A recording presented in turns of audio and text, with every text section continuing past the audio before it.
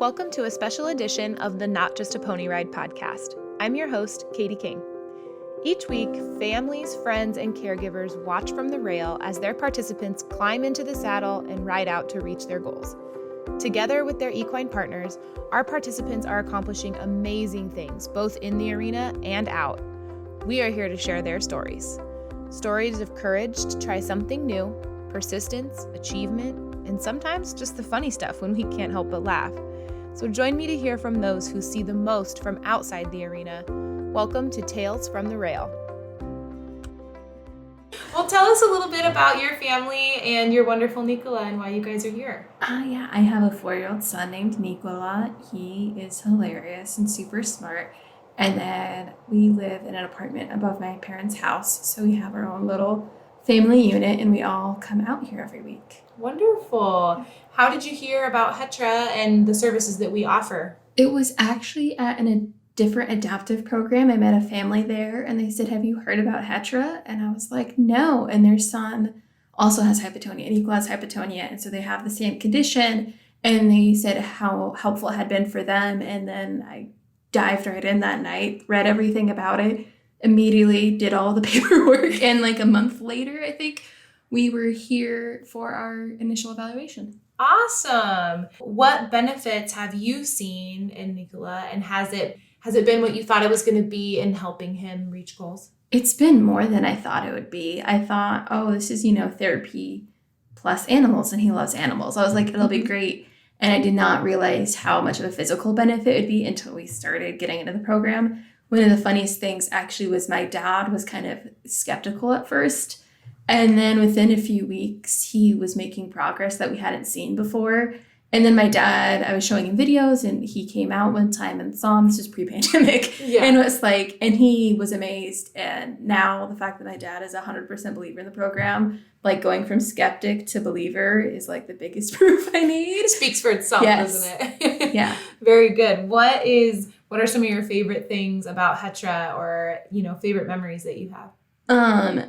Last week or 2 weeks ago, he did this cool thing where he stood up in the saddle while going over the bridge in the poles, and he actually had his arms out, and the instructor wanted him to hold like the sidewalker's hands, and he's like, "All I need is a finger."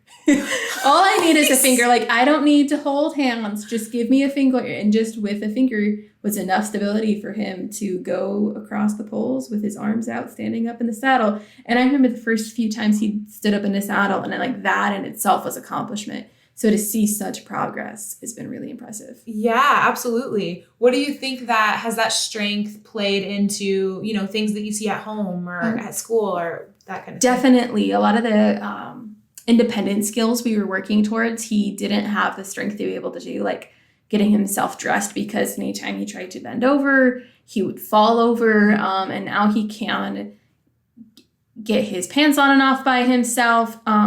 He was at a different adaptive class with other kids with disabilities, and he jumped over hurdles. I was like, last year you couldn't even step over the hurdle without falling, and he was just jumping over them. And he also, it helps his core strength a lot. And so he used to choke when he was eating and drinking a lot.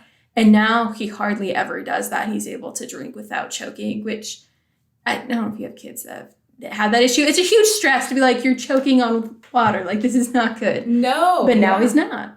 That's amazing. Yeah. And it's funny you say that, because I've heard other families as well report about the swallowing and feeding and just oral skills in general, which is weird because we're obviously not working on oral skills on the horse, right? No. But you're building all that core strength and all of that's helping them be able to do those things. Yeah.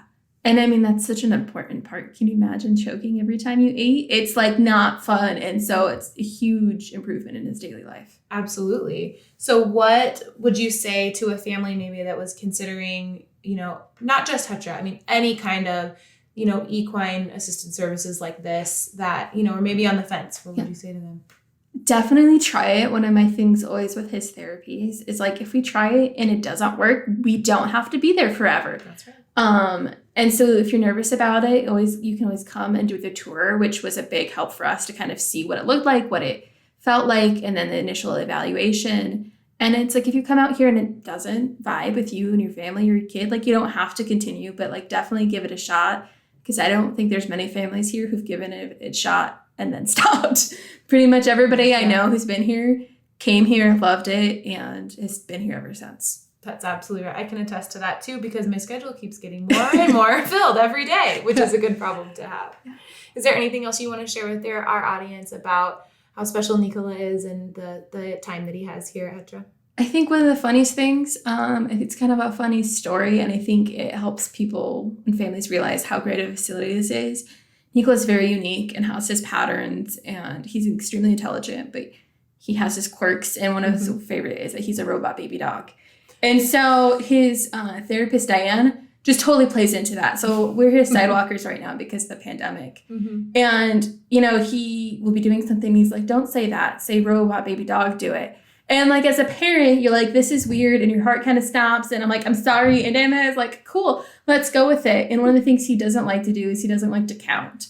And so she's like, all right, we're not going to count. Robot baby dog, bark 10 times. And he did. He just barked 10 times exactly. And I think that is one of the funniest stories, but also shows how great everybody at HETRA is. A lot of those places where like my heart would stop and I'd be like, I'm sorry. They just roll with it. They're like, great, this is what he does. This is what he's interested in. We're going to make this fun for him, and it's not going to be a hard thing. I love that so much. Yes, that's something we at HETRA and, centers all across, everywhere that you go to a center, we're also very flexible. Because you have to be when you're working with horses and animals, but then that plays really well into kids and sometimes their quirky behaviors, which is good too.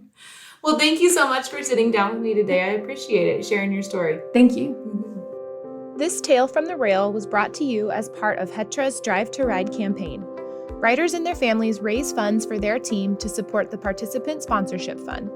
This fund helps HETRA maintain session fees at a reduced and affordable rate for all HETRA participants, regardless of their financial situation. Your donations also help our participants earn free sessions. That's huge. Click on the link in the show notes to contribute to this family or learn more about the many others participating in the Drive to Ride campaign.